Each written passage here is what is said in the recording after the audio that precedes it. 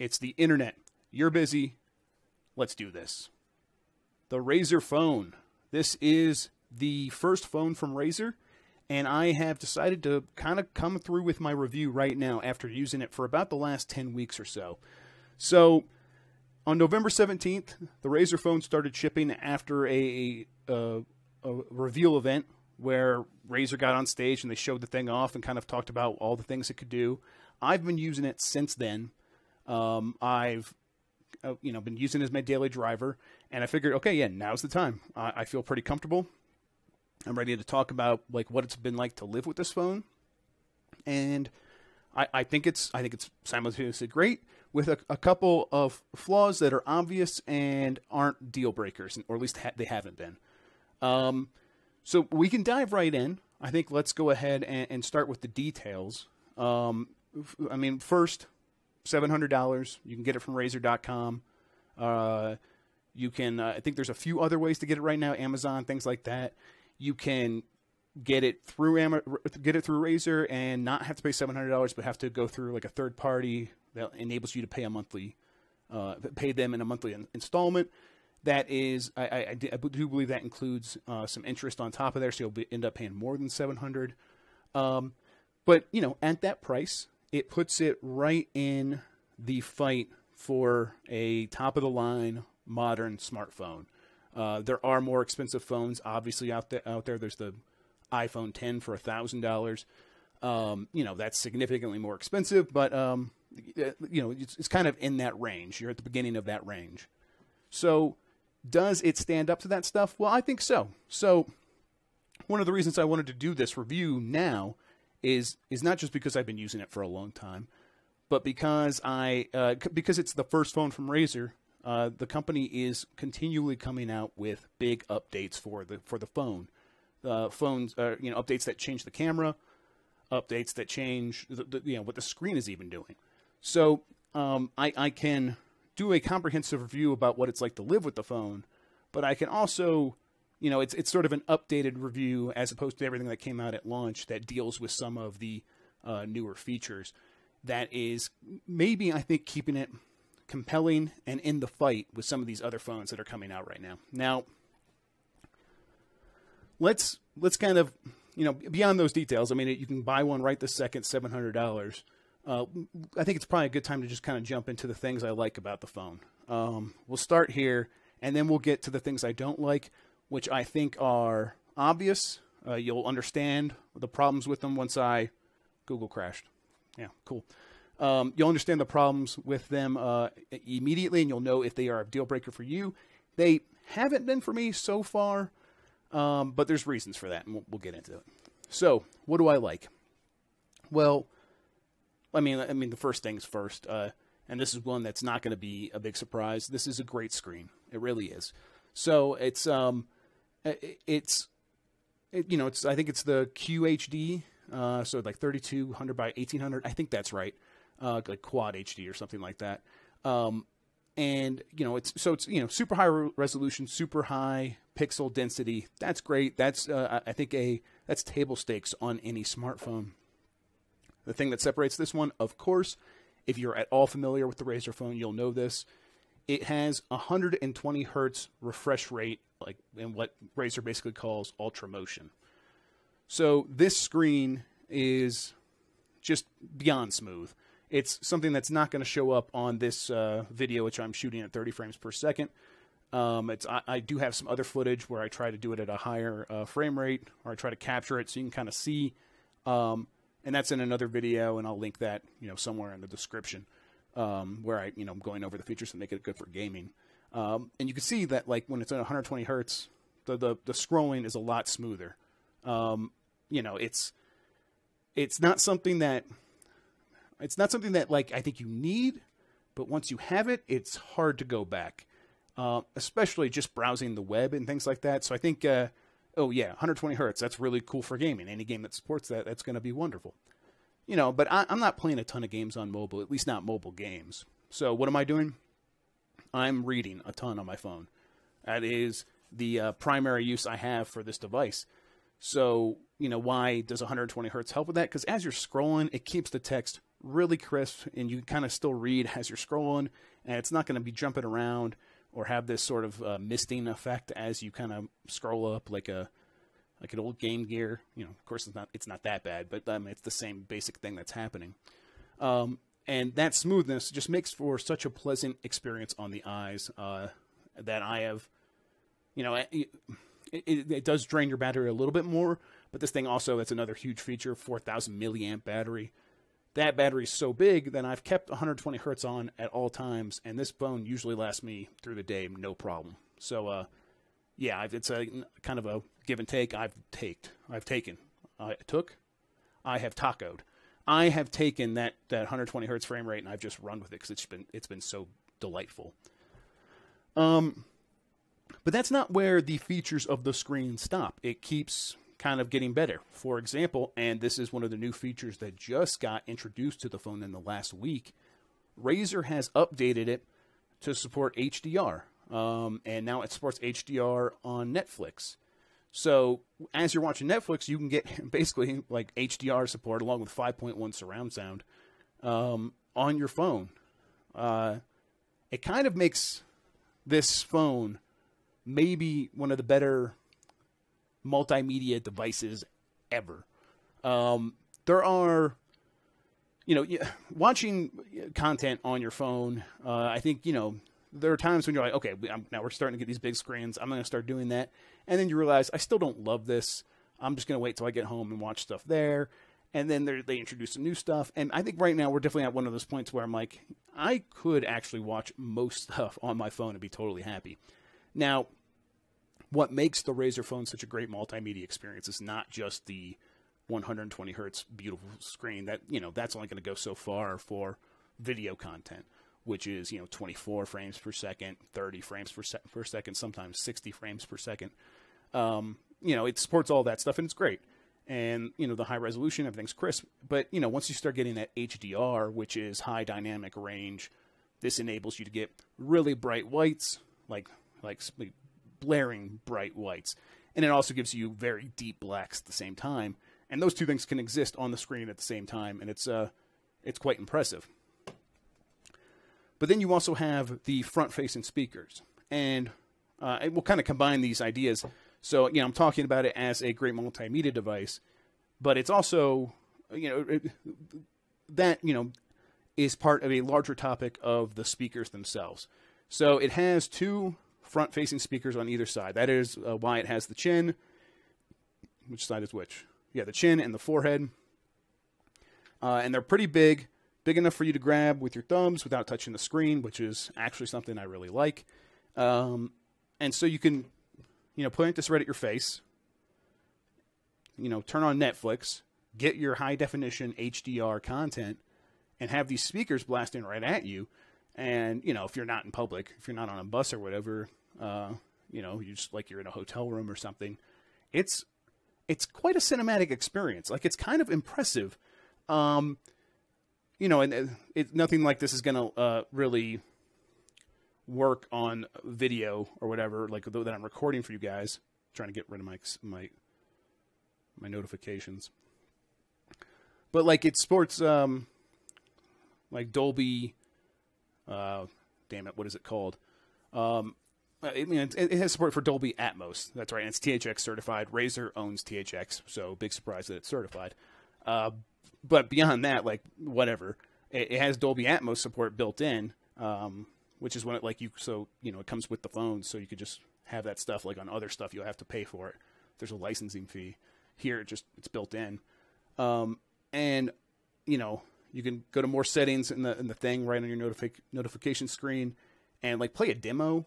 And, like, I played a demo of one of the Atmos things just with the speakers pointed right at me. And the positional audio created by these two speakers, these two stereo speakers right out in front, blew my mind. There was a bird flying around my head, and I was freaking out. Yeah, it's completely baffling how good this phone can sound sometimes. So, like I said, you're sitting in your hotel room, and you want to watch a movie, and you can put it on the TV, but it's almost better just to, like, pull this thing up to your face. You have all your content. You know where everything is. You don't have to deal with whatever the remote control for the, you know, TV in there, and you're going to have just a completely excellent experience because the Razer Phone is so good at what it does here when it comes to video and audio. Now, some other, I think, really good features, and this maybe plays a little bit to the multimedia aspect. I think it still is a good phone for gaming. I think if, let's say, you have an NVIDIA graphics card in your computer and you download the Moonlight app from the Google Play Store, and you combine all these things together, your phone, the Moonlight app, and your NVIDIA graphics card, you could stream PC games to this thing no problem. And again, those speakers make it into like a really good portable gaming device. Like even if like you don't have the headphones or you want to keep this plugged in so you don't lose any power while you're playing games, this thing is just excellent for that. And I've really been happy with it. This is a Bluetooth controller.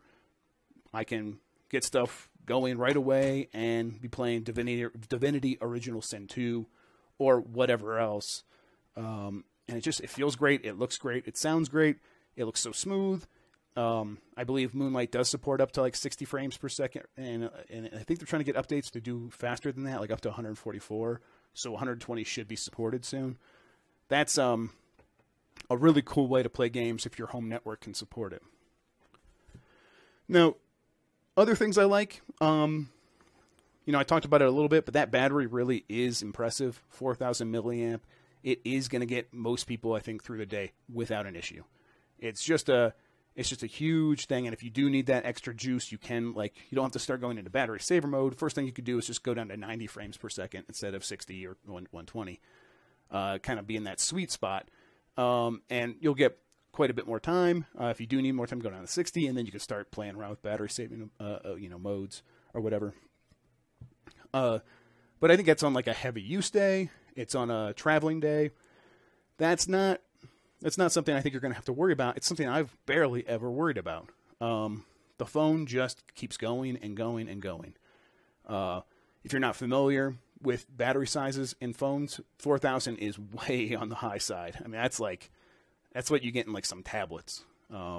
So to get this as opposed to like a 2,500 milliamp battery or a 3,250 milliamp battery, those are tiny compared to what you have in here.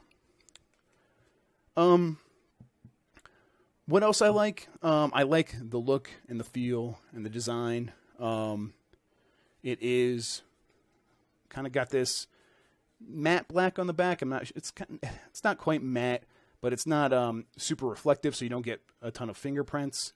It's just kind of like this flatter color, but at the same time, I think it looks really nice. It feels like a plastic, kind of like a half plastic, half rubber, half metal sort of thing. It's using a combination of materials for sure. I think around the front up here you get some brushed aluminum. And yeah, I just think it looks so unique. It stands out. Especially I think with these speakers on the front. It's a very tall looking device. And the screen looks really cool. But I mean, I think with so many Galaxies out there, Samsung Galaxies, and so many iPhones, it is fun to go out someplace and be the person taking out something that does look different and has its own look and feel. That is refreshing. It's kind of a good way to, express yourself. Now, it's not super different. It's not like an alien device or anything like that. It's still in that same realm of design.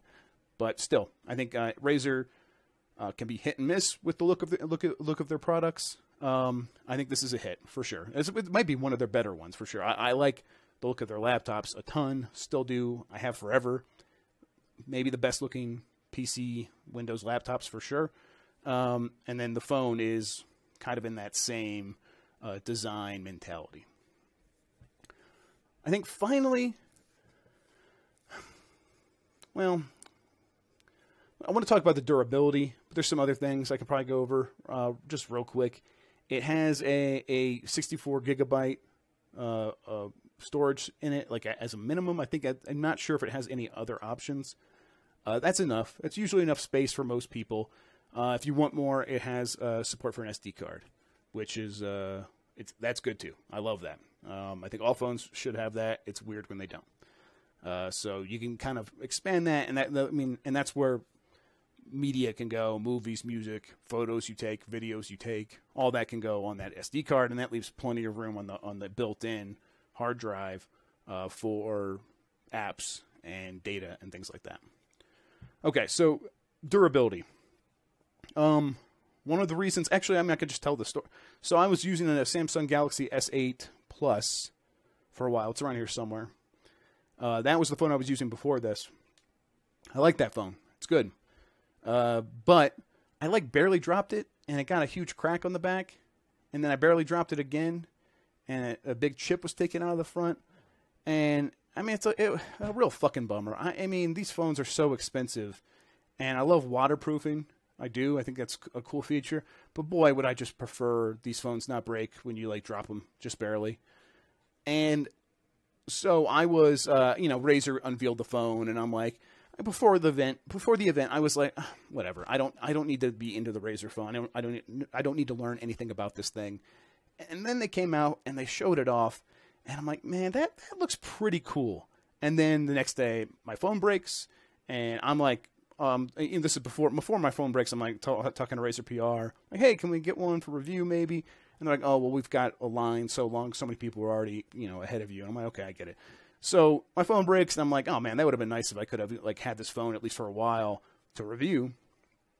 And they're like, okay, yeah, well, no one said anything to that. But then I was complaining about my phone, and I'm like, hey, Razer CEO on Twitter, hey, I could do a review. My phone just got busted up, and he's like, okay, yeah, we'll send you one. All right, let's do it. So that's why they sent me one. He's like, yeah, we built ours like a tank. Trust me, it's going to be fine. I'm like, okay, well, whatever to that. Sure. He's not lying. This thing is a tank. So I've been using this phone. So to be fair, this is not the one I've been using since November 17th.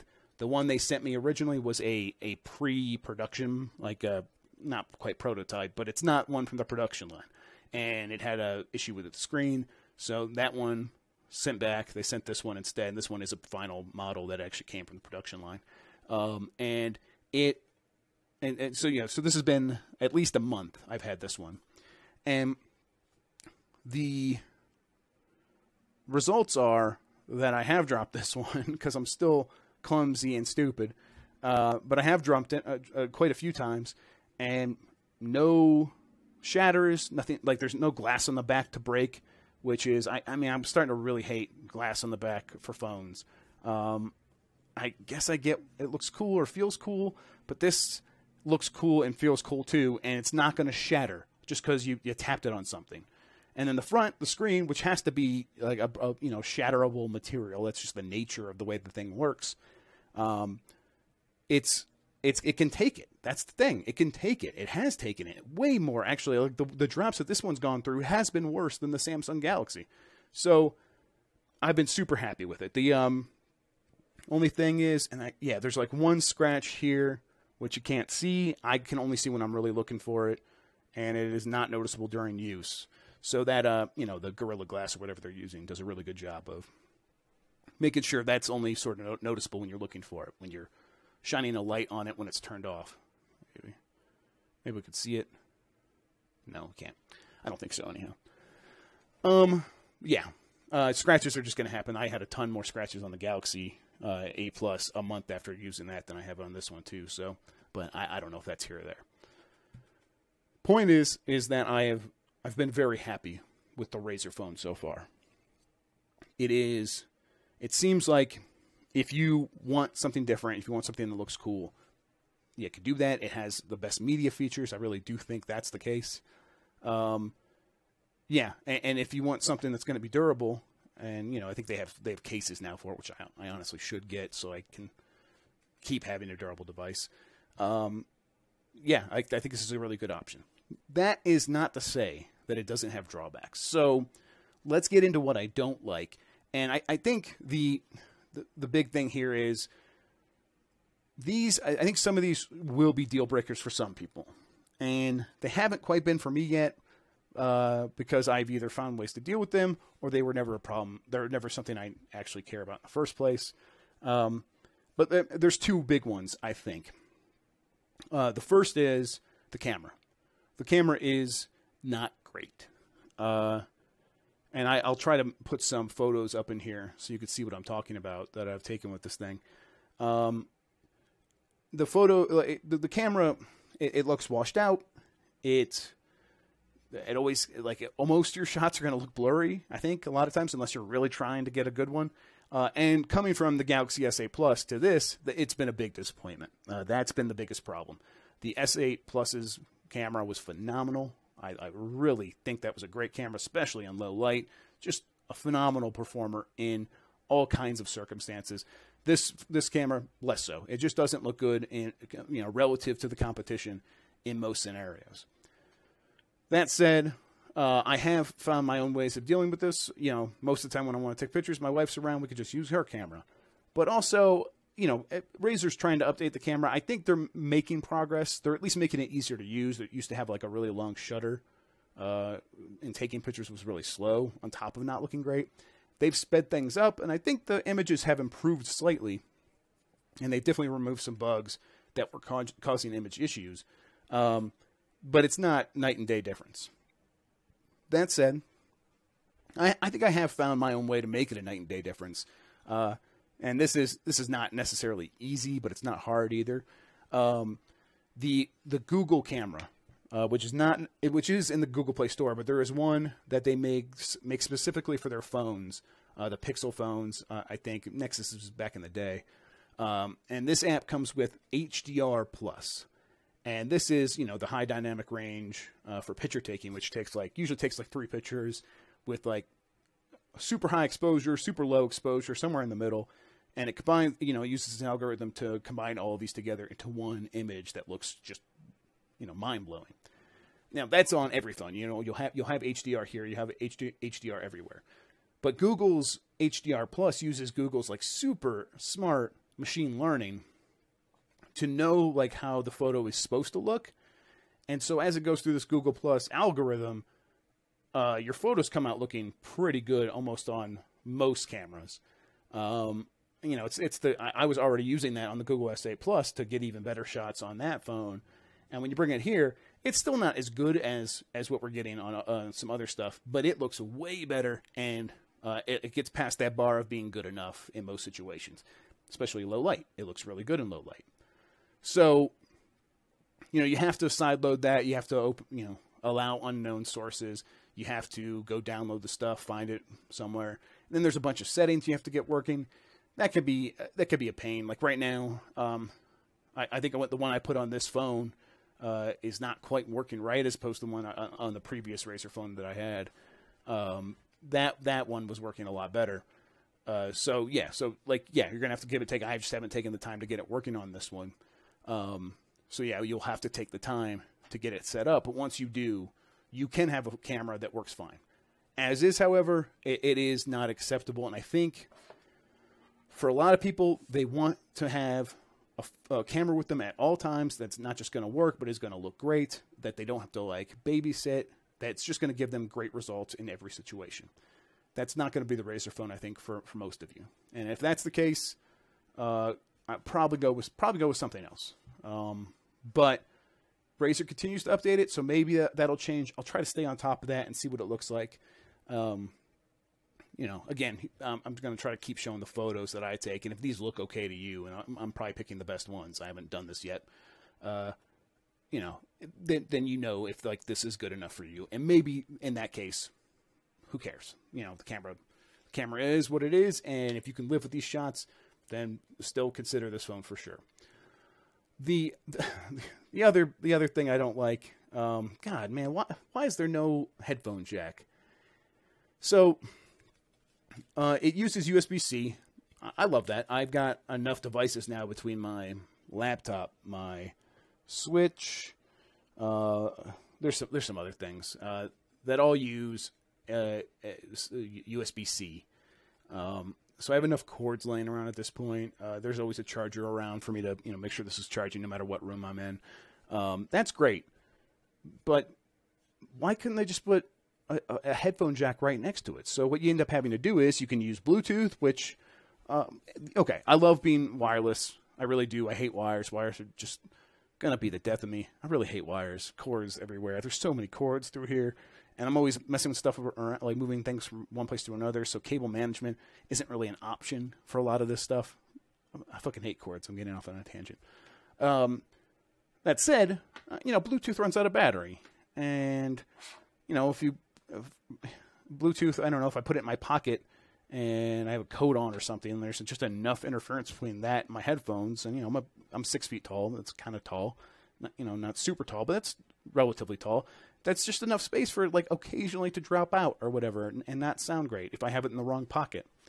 It's annoying. So what you can do is, thankfully, the Razer Phone comes with its own adapter. But this adapter, it might be flimsy. The first one, for sure, I used it for like a day, and then it stopped remaining in the USB-C port. It would you'd hold it like this, and it would just fall out. The new one, and this is the production model. This is the one you should get if you order a Razer Phone. This one, it has worked a little bit better, although I feel like I have to insert it and turn it around a couple times to get the USB-C to realize, oh, there's a device plugged in. It's an audio device. We need to send power and audio out to it, and not to the speakers. It's just weird because, boy, is the 3.5 millimeter headphone jack the most popular I/O port in the history of humanity, and it works, and everyone knows how it works, and it works every time, and there's just no reason not to support it. I mean, I'm sure they must have reasons, but right now we're in growing pains, and it is frustrating. Situations like you want to power your phone up, and you want to listen to stuff on your headphones at the same time. You're going to be in a headache. You're going to be in a rough spot where, okay, well, I have to use Bluetooth now, but what if I'm in bed and my Bluetooth headphones are kind of bulky? I don't want to lay on the side of my head with those things on. So what I do, it's a bummer. Not the end of the world, because again, Bluetooth headphones are preferable, I think, in most situations if you can make them work. They're just going to keep getting better. Some of them have 30-hour battery lives. That's a really long time. That's going to get you through most situations as long as you keep charging them regularly. So yeah, it's fine. I don't get why we can't have both. That's all. So yeah, trying to think if there's anything else I don't like. I mean, it's an Android phone. You have all the benefits of that, along with the drawbacks. I think the benefits are, and the drawbacks are well documented. I think modern Android's I think it's 7.1, Android 7.1 at the moment. It's fast, it's responsive. They use the Nova launcher, which is a popular third-party launcher for a home screen and app management and stuff. There's all kinds of replacements for that. You could do whatever you want. And then, it's not quite as slick and not quite as simple to use maybe as an iPhone. I don't know. I've been using Android for so long. Everything is simple for me. But